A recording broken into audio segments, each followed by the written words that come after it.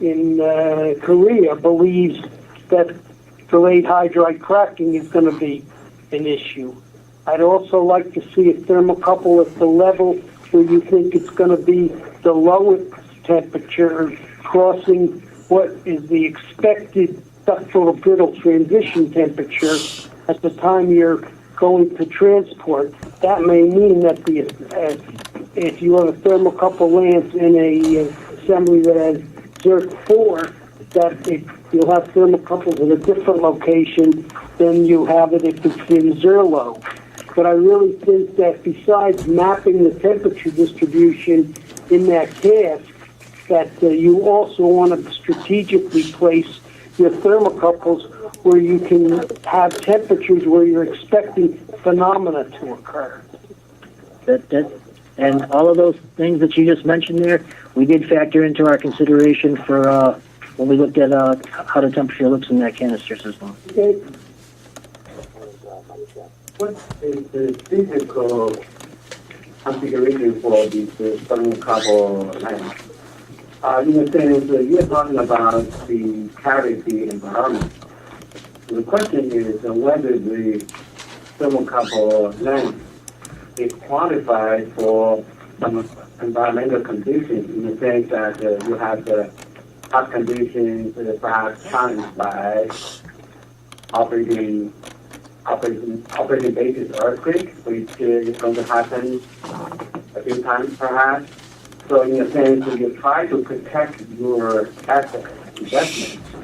So doing this thermocouple lens will not be damaged to impair the performance of the thermocouple. So I don't know whether that subject has ever been discussed and brought into attention. Whatever the question if you want to have. I think that's a design question that they might want to answer tomorrow on the. Because they've been using these in the reactor for measurement, so I believe that they. The current design we use in all the NEW design that we have currently in our operating plants. So it's more challenging in the sense of the action internally.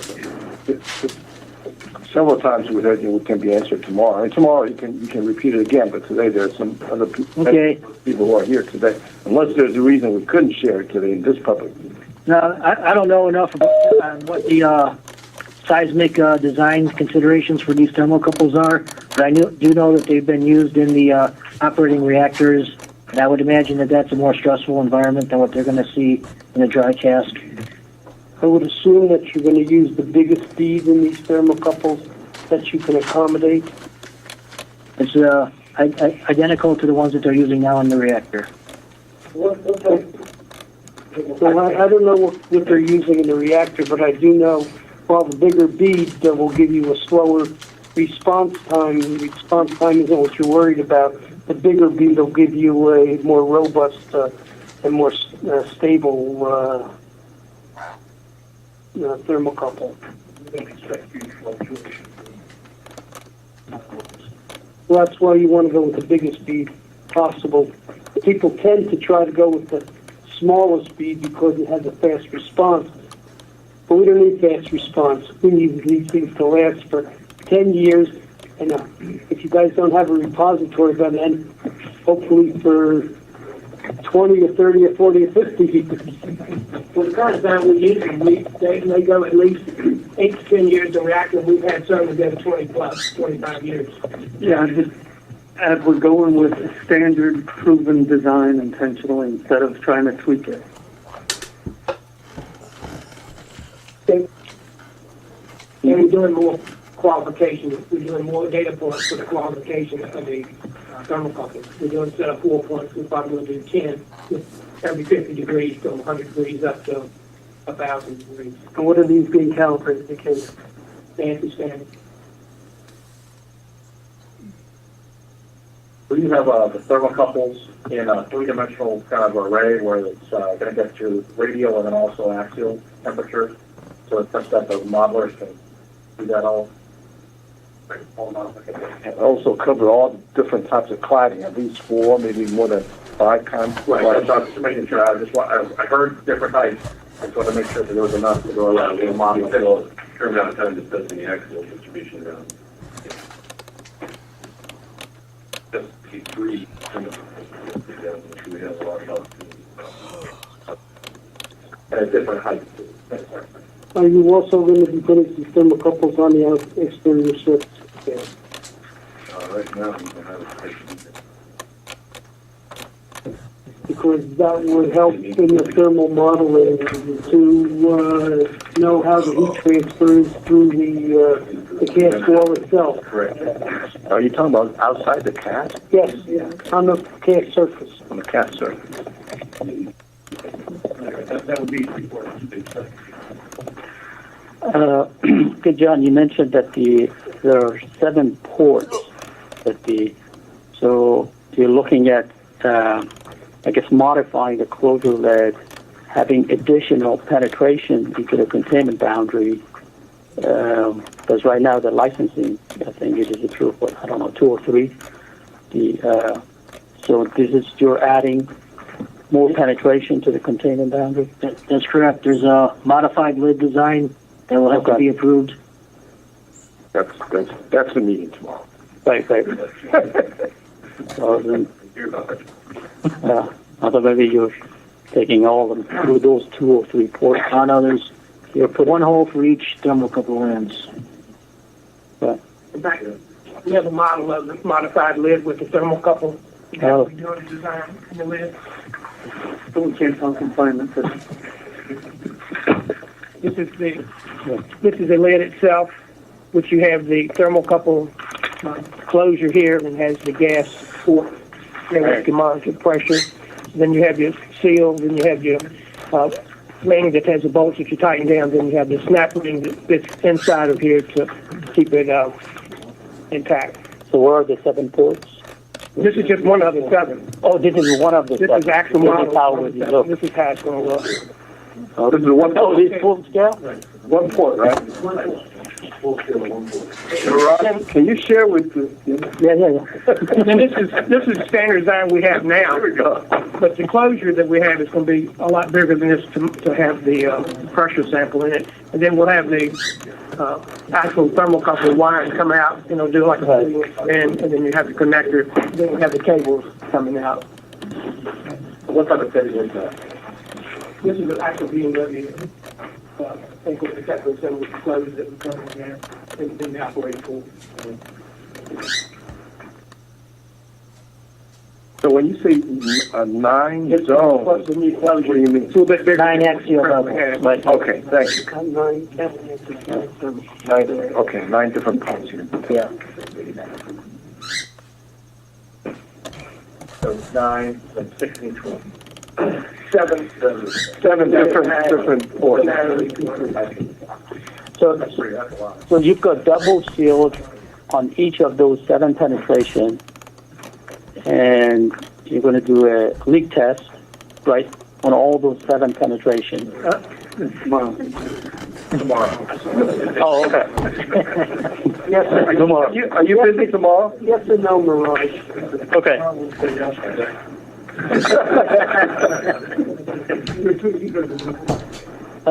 It's a fine line. We're getting into license. Okay. I can't talk about that today. That's fine. Right. We can wait until The tomorrow. licensee's not here.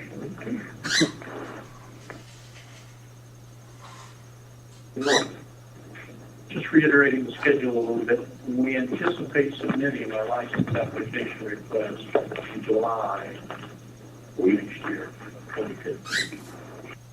That's what we anticipate.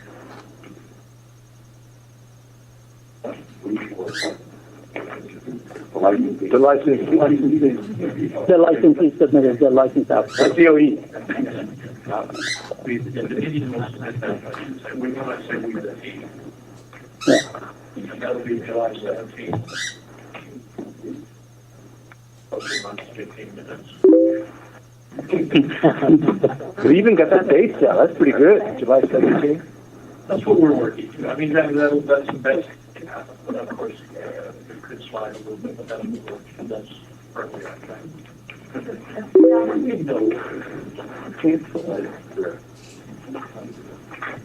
And if you go into licensing space, just tell me.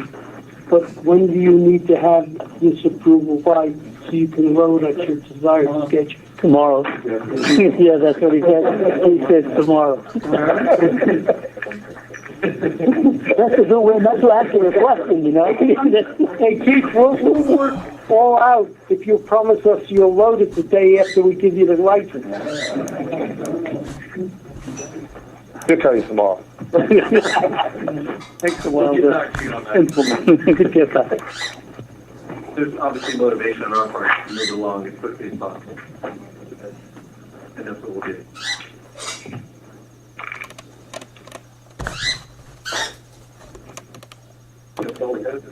Just one more thing. You mentioned that you looked at ISG 11, and, excuse me, ISG 24 in your design. There's a number of parts of ISG 24 that are being incorporated into a generic AMP for the fuel in terms of making it applicable for the use in staging management.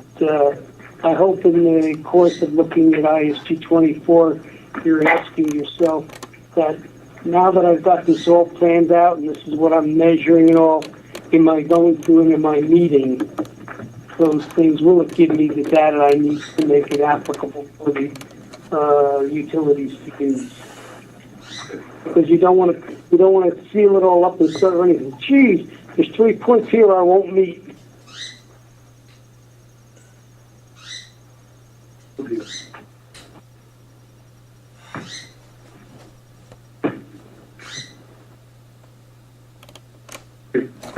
Just to clarify, when you're talking the axial location, I believe you're trying to avoid the grid straps, which would cause a deviation in the temperature profile. So we're trying to avoid both those and where we pull the sister rods or extract the sister rods and replace the control rods when we have bad data. Well, in general, you're right, but if in the course of your thermal analysis, you find that you're expecting that the cold point or the point that you're going to go through the DBTT temperature is at the grid strap, you might want to think about do you want a thermocouple there or not, because that may just be the place that the issue is going to occur.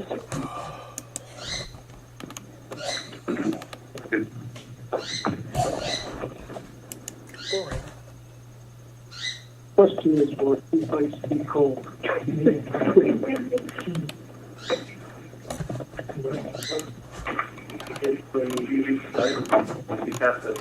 Yeah.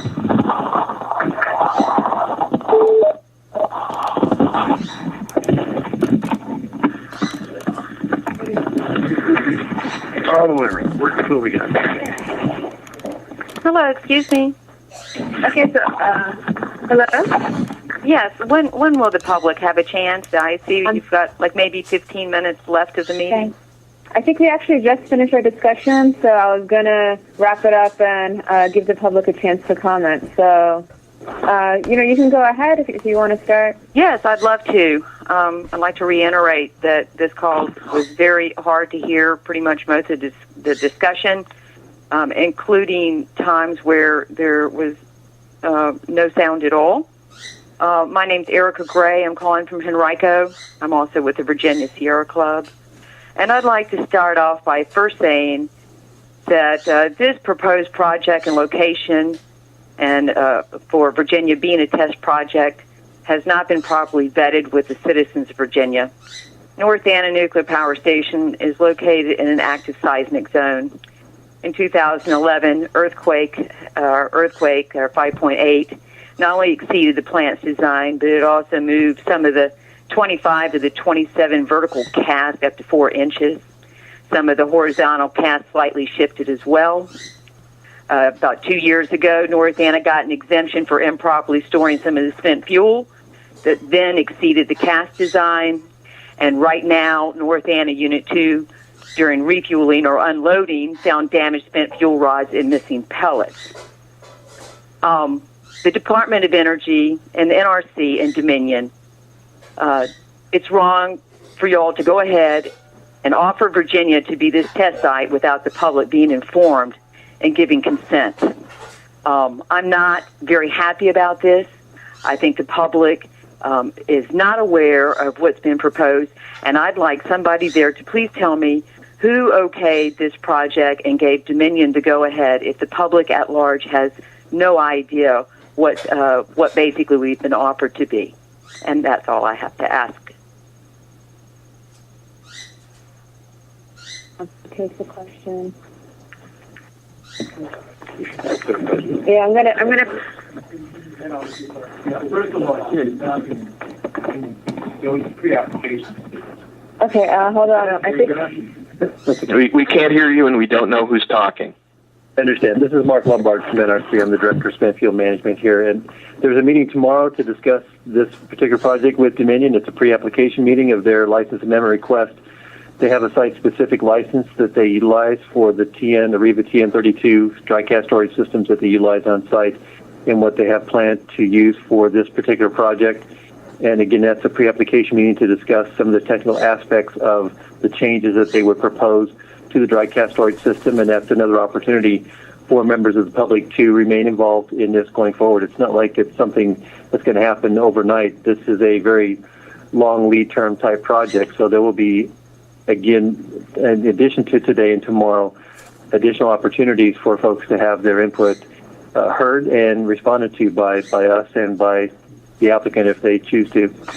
Yeah, well, thank you for that response, sir, but I'd still like to know who is basically okaying this project if citizens have no understanding or awareness. In other words, how did Dominion or who is giving the okay for this project to even advance? That's something that the NRC is not involved in as far as Dominion coming forward as volunteering to have the demonstration project conducted at their site. But it's certainly within our purview to look at the safety and security aspects of any license amendment request changes that they would propose to us. And that's in our purview to make sure that safety and security would be maintained throughout any change that they would propose to their dry cask storage system, including this for the demonstration project. So are you saying that the public, so the project is going to be vetted with the public so they understand what is going to take place, and if that's something that we would like to do here in Virginia? Do we have a say? It's not something that would go out for consensus, but again, there will be plenty of opportunities. There will be numerous opportunities throughout this project for folks like yourselves to have their input heard and responded to as this project goes through the pre-application phase to the time that Dominion actually sends the request in, the application, and then we conduct our review. Okay, thank you.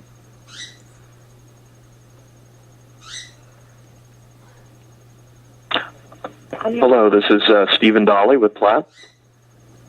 Go ahead, Stephen.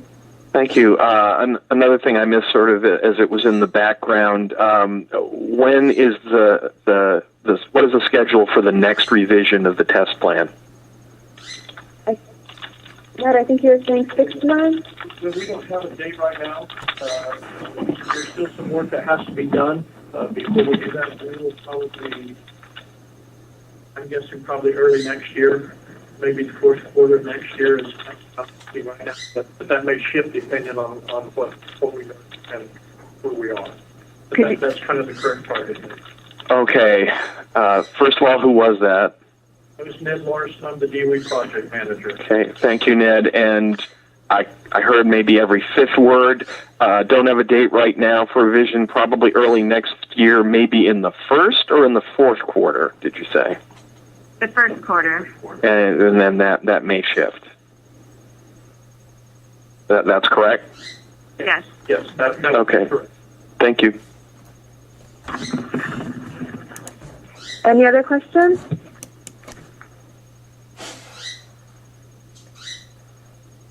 Nope. Okay. Well, thank you, everyone. It's now 2:21. We end 10 minutes early. If you guys, I guess if there's nothing else, then we can just start heading out, and then we would probably come back. You want to take like another 10 minutes, or should we get back at like 2:35-ish, and then we can resume with just the DOE and NRC. Okay. Thank you all. Thank you all. We're going to sign up now here, NRC.